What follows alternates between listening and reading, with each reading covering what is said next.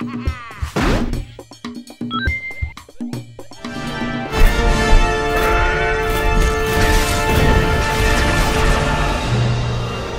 Republic's defenders still have hope.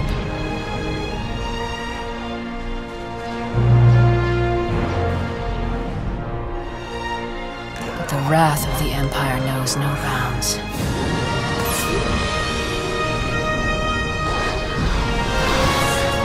The galaxy's future will soon be decided. We've been playing Star Wars The Old Republic basically all day long here at the Stockholm event for the game, and I caught up with Jonas. He's been playing as a bounty hunter. A real badass bounty hunter, yes. And I've been playing as a Sith Inquisitor.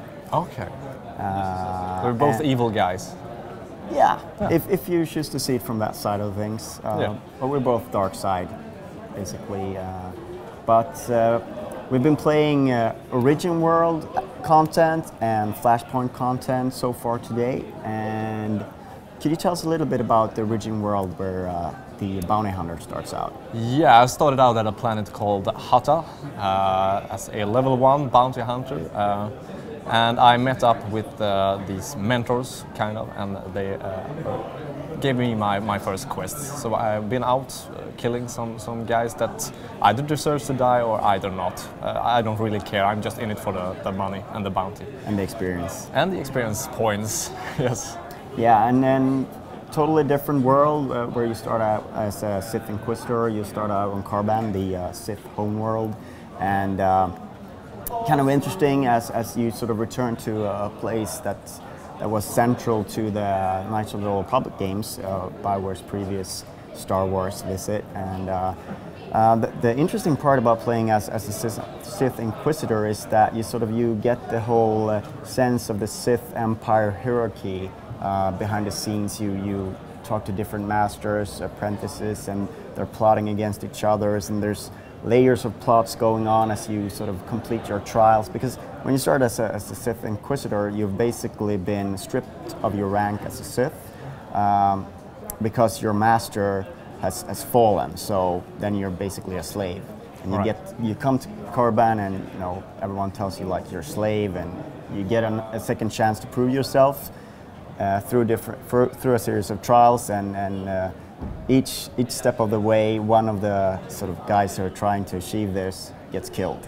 Then finally sort of you progress until you can sort of, there are two people left, and you will sort of progress to the main content of the game. But it's a very interesting world to start out with, and I think fans of the old Knights of the Old Republic games were probably going to lean towards perhaps starting there because of the connection to the previous games of that world. So very interesting content there.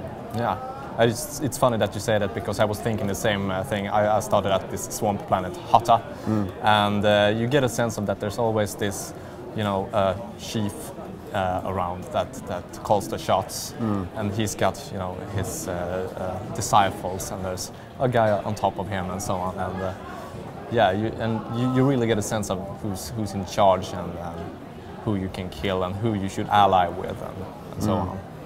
And then, of course, along the way, there's always choices. You can even see in some certain side missions, it's branching. You can choose to side with an apprentice or a master and sort of do things. There was an instance where you should hunt down the brain of an animal that apparently has some sort of connection to the Force, and you could either like give the brain to the apprentice first, who will prove that her master is insane and should be taken away, or you can give it to the master and reveal that sort of his apprentice is plotting against him. And, you can sort of that sort of layer to they're just a simple side quest. Yeah, there's loads of those like choices and moral tests, and I mean that's just the story part of the game. We haven't even been talking about the combat and the teamwork, which is really fun. I think. I think sort of it's easy to start talking about the story because it's what sets Star Wars The Old Republic apart, with all the voice acting, all the cutscenes, and how well that actually works in game, both